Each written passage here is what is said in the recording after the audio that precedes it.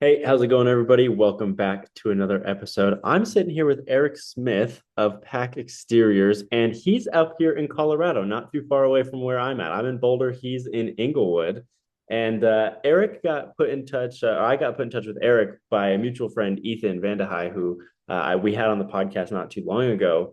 And they're doing some really cool things over at Pak Exteriors that I want to learn a little bit more about and you're taking a different approach than what I see a lot of other folks taking. So I'm very curious. But before we get into that, I'd love to learn about how you got started into roofing. Before we hit record, you were telling me a little bit about how you were in college when you started your first roofing company, which is very similar to my story. I am in college and was in college when I first started the software company, and so very curious how that worked out for you. But Eric, thanks for being here.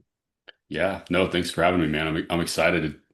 It's awesome to meet you and glad Ethan plugged us together. Thank you, thank you. Well, I want to go back to the beginning because just before we started recording, you had mentioned how you were in college when you started your first roofing company, and you decided to quit college or not finish to go finish building the company and doing all of that. So I want to hear kind of what your thought process was there. I mean, what were you doing in college? Like, how was that workload balance, and how are you? When did you actually get to that point of like, okay, I'm gonna I'm gonna swap over and I'm just gonna start focusing solely on the roofing company. Yeah, it just kind of happened. I was originally in school to be an architect.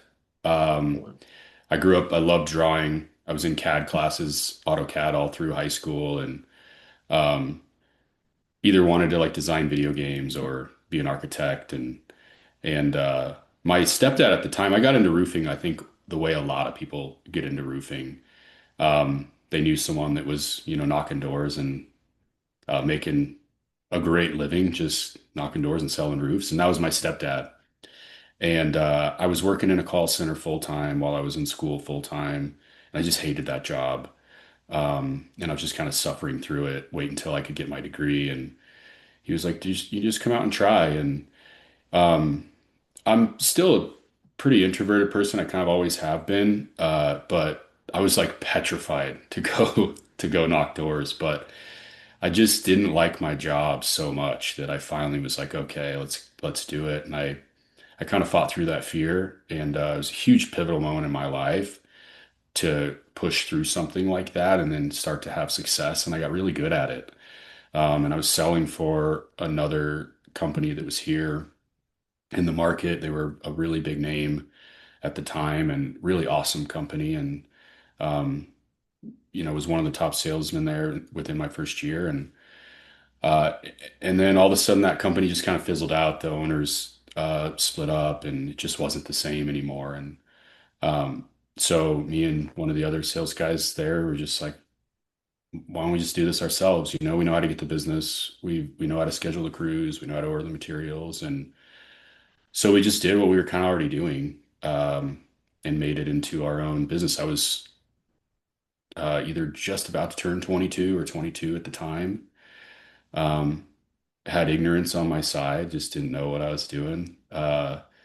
Which I'm finding out now doing it a second time, like ignorance is a good thing in a lot of ways. Like you don't know what you're getting into.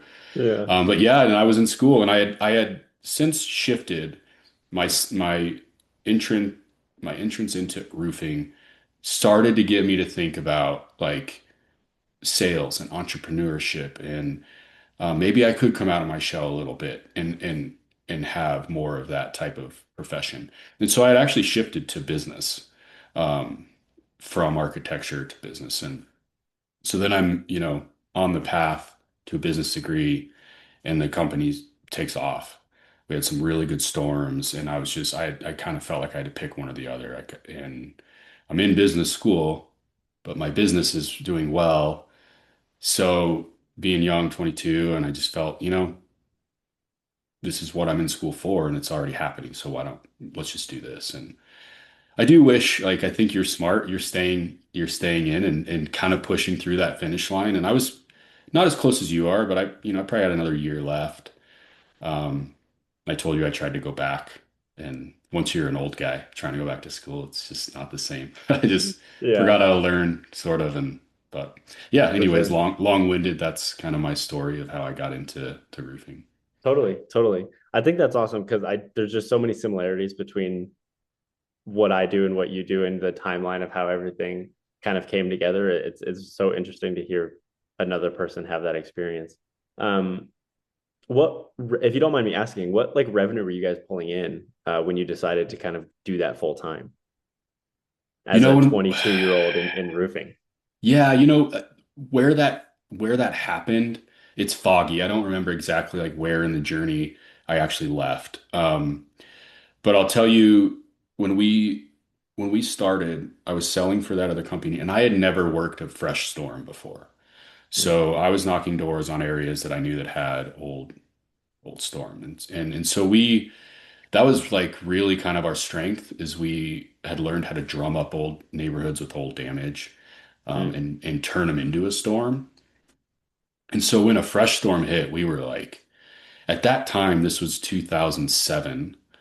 Um, there it was a thing still. Roofers knock doors in storms, but it wasn't like it is now. The yeah. competition wasn't as crazy. So, we were dominating these first storms that we were in. Like you go through these neighborhoods and it was all Wimmer Roofing signs. The name of that company was Wimmer Roofing. And we just kind of had this coming out party. And it was sometime in that moment when I think I decided to leave. And I might have been in summer. I just may have not have gone back. I can't quite recall. Right. But we grew big and we grew fast. We had, by the end of 2009, we had like two of the highest, damage monetary wise in Colorado history. We had one in, down by Southlands Mall. There was a big tornado, and then Arvada got hit as well. And we had like 27 sales project managers under us at the time, and we did Wow. in 2009 we did just under 10 million in revenue, which is Wow. like 800 and something roofs, which is just crazy to think about now. Like I said, the ignorance thing was. I think about trying to do 800 roofs now, and I get like riddled with anxiety. I'm like, how are we going to do this? Um, Right.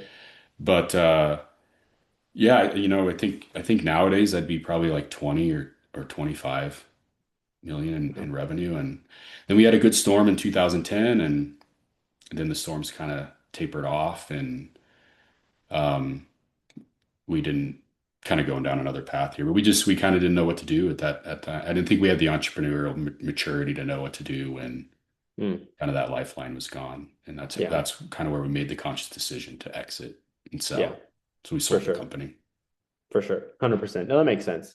When you sold, I saw that I mean, you've had a few other work experiences too. You started working at other roofing companies or other construction companies.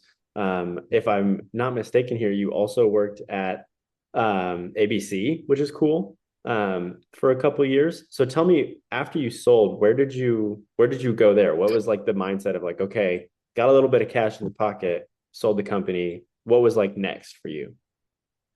Yeah, honestly, I was getting out of the industry and I wasn't coming back. Okay, okay. I had reached a level of someone at some point had told me there's kind of two types of entrepreneur. One that is kind of that grow something and build it, and then it shifts over into what I see as more of like a mature, grown-up entrepreneur, which is someone who can take something like that, protect it. Hmm. So you go from not just making income and revenue, but protecting yourself too. Because all of a Right. sudden, everyone, the government, insurance, everyone's trying to. And so you go and then managing it and keeping it stable while then being able to systematically and strategically grow. And we just kind of ran into a buzzsaw because we built like this really well-oiled operation, but it was all on, we had to have a lot of storms. Right. And when you have a door knocking model, your sales cycle is just turning over constantly. And it just wore us out. And selling a roofing company back then wasn't cool like it is now. Like nobody wanted to buy a roofing company. Right. And so we did the best we could. Like we had a little bit of money in our pocket, and I went to brew school. I wanted to brew Oh wow. beer. I Okay. thought I wanted to open a brewery, and I did that. I interned at a really cool spot here in Denver for a while, and just finally realized that that wasn't what I wanted to do. And I just threw my hat back in the industry. I was like, hey, I have a lot of really good contacts here. I made a lot of really good friends in roofing with other roofing Yeah. owners, which I found out wasn't really common back then. Roofers were pretty unfriendly. I think that's changed quite a bit these Yeah. days, but and so that's how I got back in, and I started back in the industry at a public adjusting company, Nice. and helped grow that company, and then worked with a restoration company for a while, and then yeah, went into ABC Supply Awesome. for a year. So I have a pretty holistic understanding of roofing, I guess. Yeah, you got a lot of experience from a lot of different angles of the industry, which I think is beneficial. And I think is, I mean, just from what I know about you guys already in PAC has definitely already benefited you in what you guys have been doing in PAC.